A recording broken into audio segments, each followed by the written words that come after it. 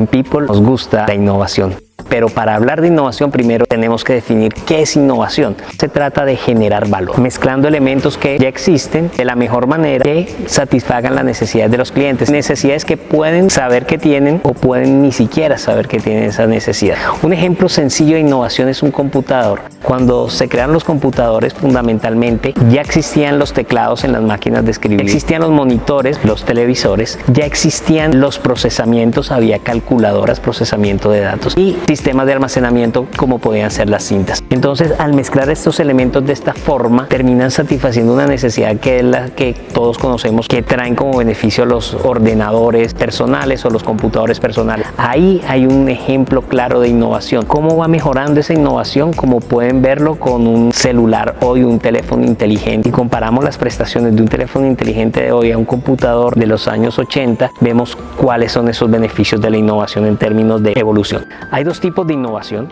la incremental y la radical o disruptiva. Es mejor explicarlo con ejemplos. ¿Qué es incremental? Algunos se acordarán de los disquetes de 5 1/4 y 3 1/2, que era un disco plástico que estaba dentro de ese disquete y así se almacenaba. Una innovación incremental fue llevarlo a un CD-ROM que funcionaba también con un disco. Una innovación radical fueron las memorias USB, porque ya no funcionaban sobre el mismo sistema de disco, pero cumplían una función similar o igual, que era almacenar, pero con mucha más capacidad en un tamaño mucho menor. En ese sentido, lo importante es entender cómo hacer para innovar, y salen las metodologías, y hay muchas metodologías y muchos expertos que hablan de metodologías, y una de las más populares es el Design Thinking. Nos dice, primero empaticemos con la necesidad del cliente, y eso es clave, entender qué necesita el mercado y no qué quiere el jefe, porque muchas veces se aplica es validando hipótesis de los jefes o de los cercanos o de los que creen que saben qué es lo que necesita el cliente. Hay que ir con los clientes, hay que hacer focus group,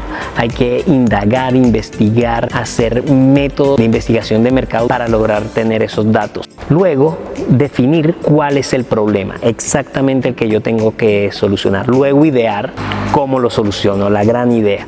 Prototiparla y testearla. Necesitamos saber si va a funcionar o no antes de hacer un gran desarrollo de producto o de servicio o de proceso o de innovación en gestión. Con eso ya claro y prototipado y testeado, podemos lanzarnos al mercado, y sin embargo hay que ser muy observadores de lo que hay que hacer. La innovación es para todos, cualquier empresa puede innovar, lo importante es saber cómo pensamos y entender la necesidad del cliente. La innovación se volvió un tema de emprendimiento de empresas de base tecnológica, y ahí empieza a haber gente que se vuelve experta es en vender proyectos a fondos de inversión de riesgo o ángeles inversionistas. Se vuelven expertos en hacer estas startups de base tecnológica para ir a contar su historia, ese elevator pitch, que van y lo cuentan perfectamente, que lo vemos en televisión y la gente les invierte a esas empresas.